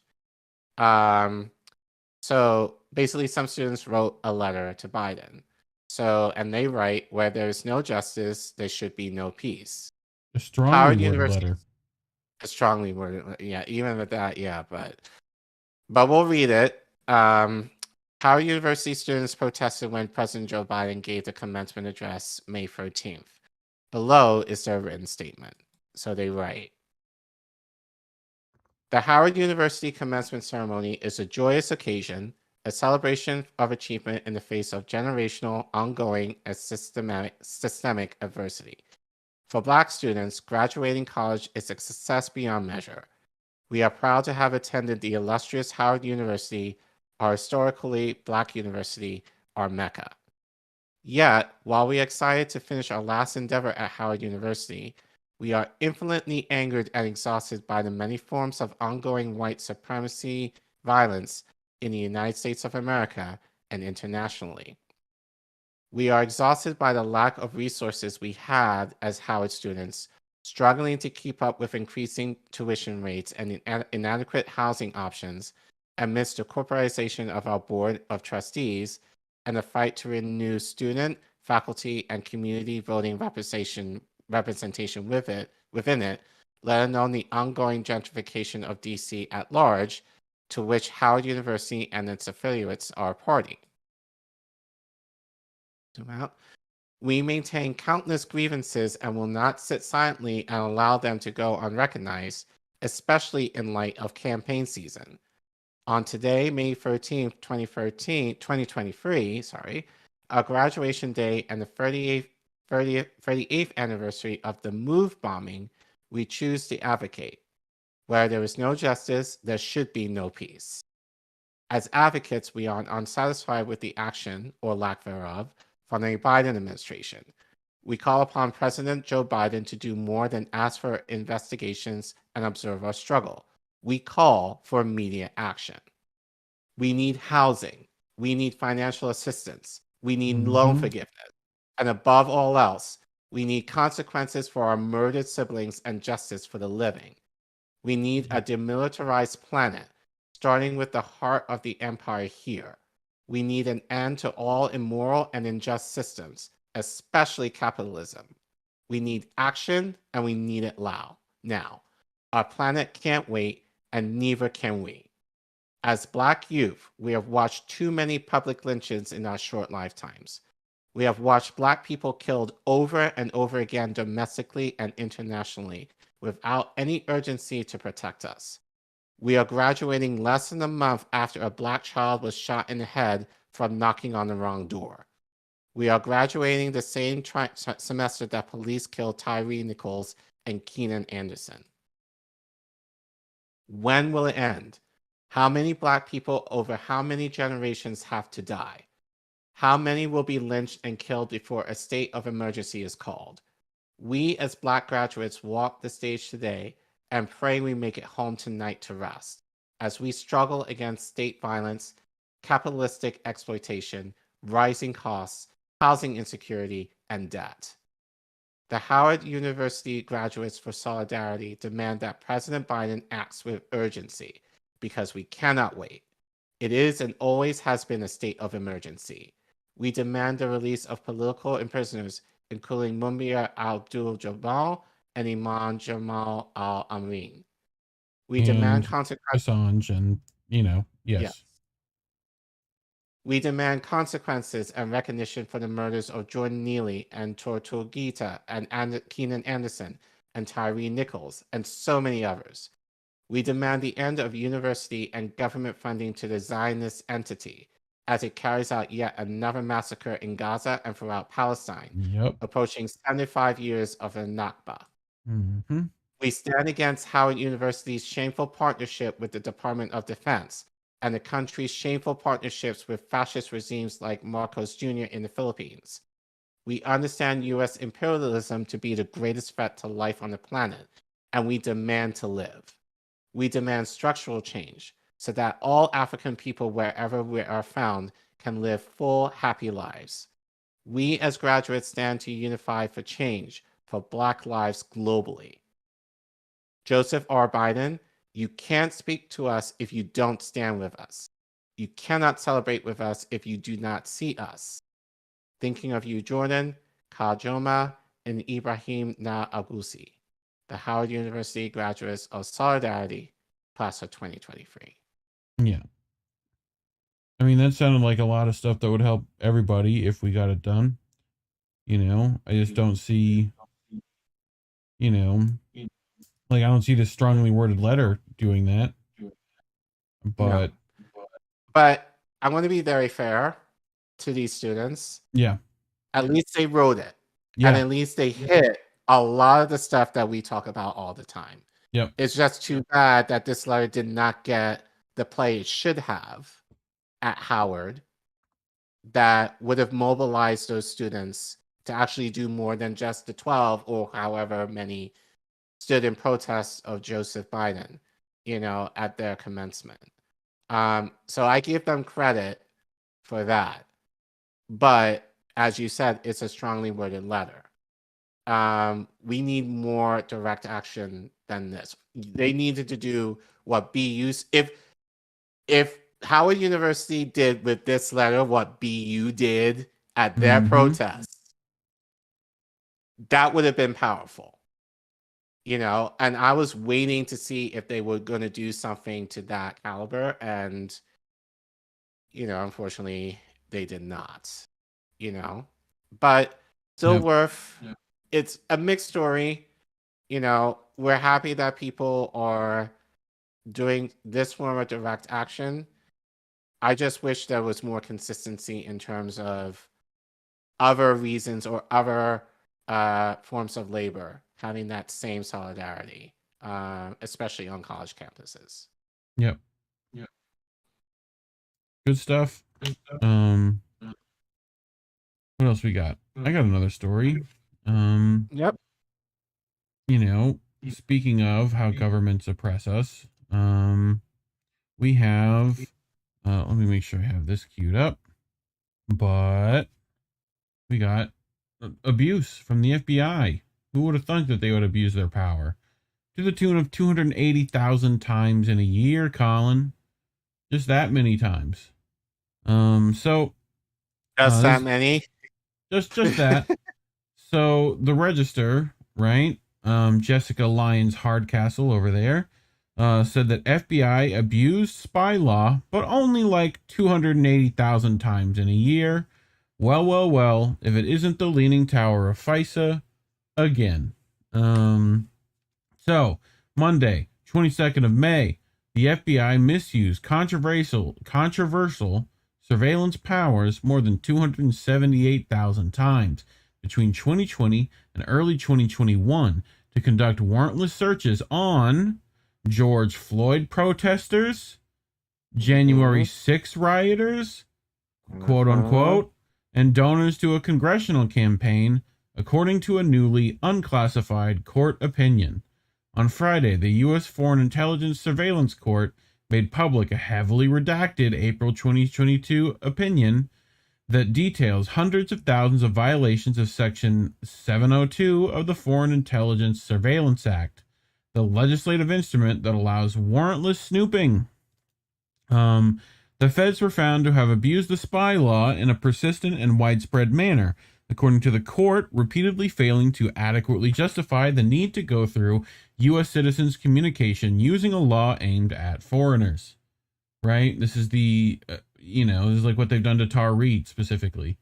Right? So, Section 702 is supposed to permit the federal government to spy on communications belonging to foreign individuals outside of America, theoretically to prevent criminal and terrorist acts.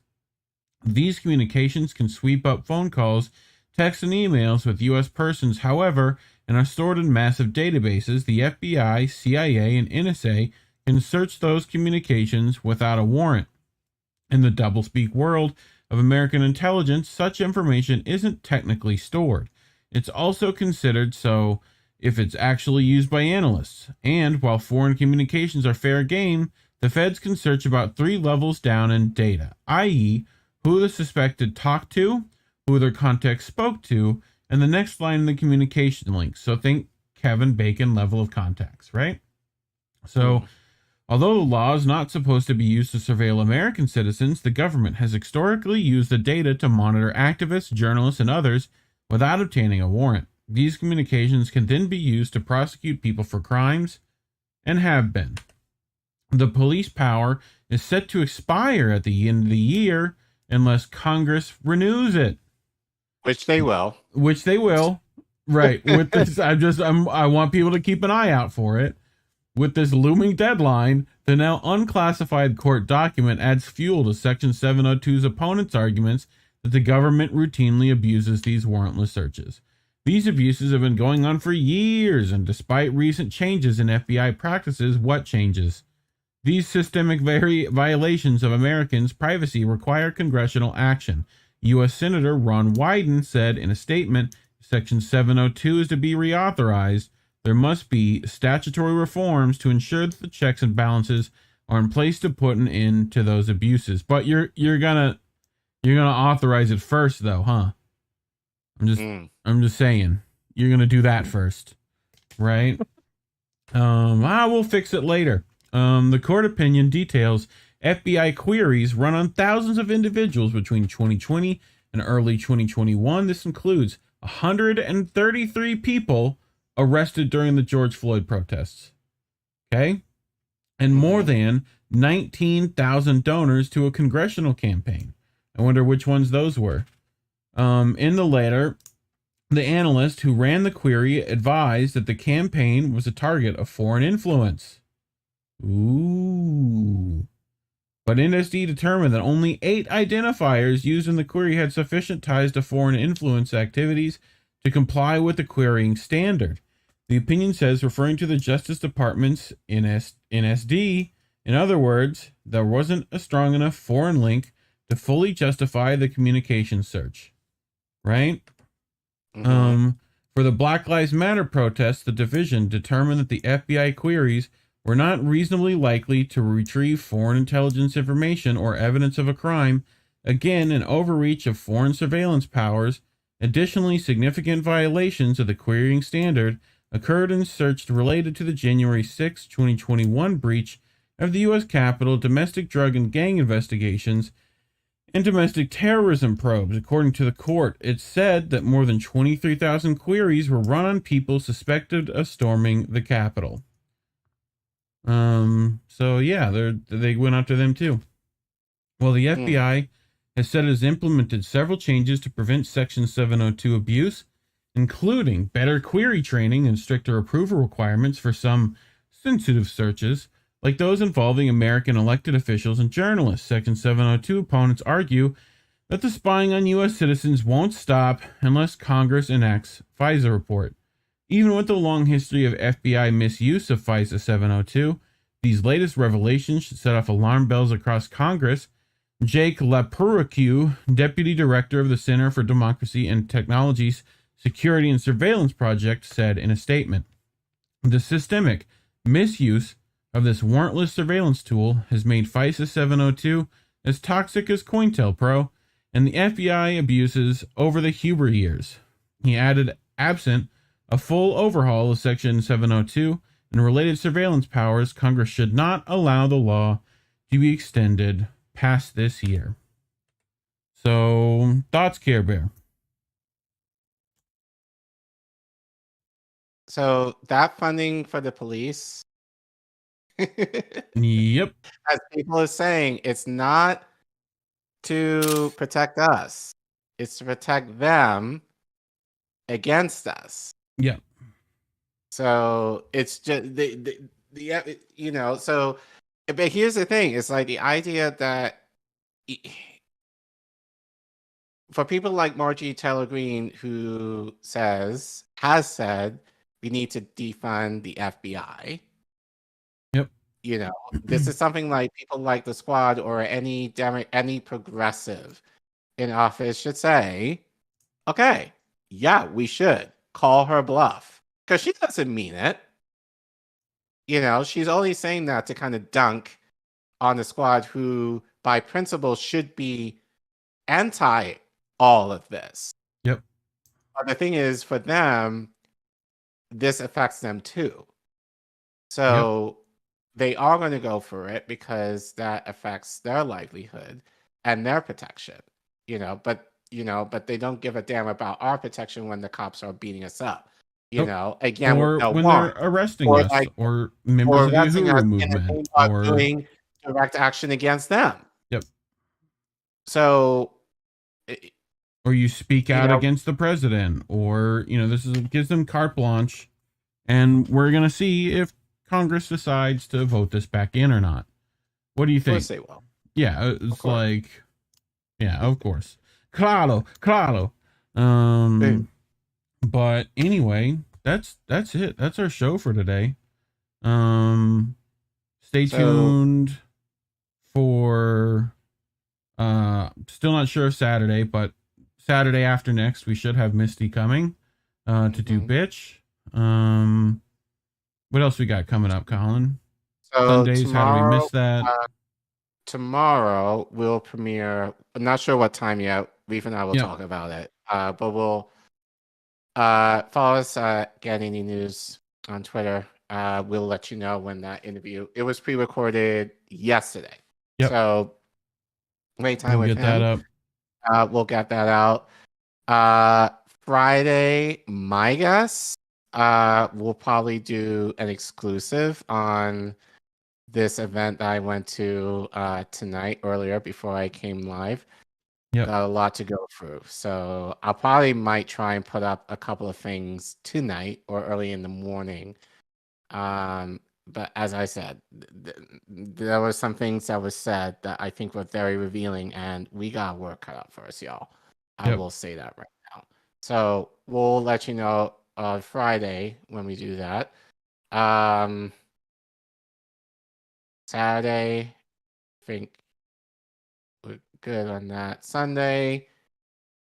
Well, actually, would you be doing How Do You Miss That since it's a holiday weekend? We might be. Well, it depends on how Indy feels. So, but stay tuned to Get Indie News on Twitter. We'll give you all updates there. Right. And then links Crab, as always are in that. And Crab, hopefully you're in the chat. Can you confirm alternative angle on Monday, 9:30? I imagine he will be doing that. Yes. Anything from Tara? No, she's on hiatus for a bit, but she'll be back. So okay. So Crab's confirming Monday at 9 Eastern for alternative angle with him and Chris. Yeah. Crab, yeah, we talked about it before. Like, I think you were traveling back home. More than likely, Misty is going to premiere Bitch in 2 weekends from now. So that first weekend in June. Since this weekend is the Memorial Day weekend, so we might have a surprise and have it this Saturday. We'll see. But again, people should follow Get Indie News for updates. Links are in the description below if you go to that indienews.network link down there. But you can find all the links to all the members of INN and all the channels of INN there. But otherwise, I think that's it. Like, share, subscribe. And as always, kids, labels are bad. Stay independent. Good night, fam. Good night. Have a good week. We want to talk right down to earth in a language that everybody here can easily understand.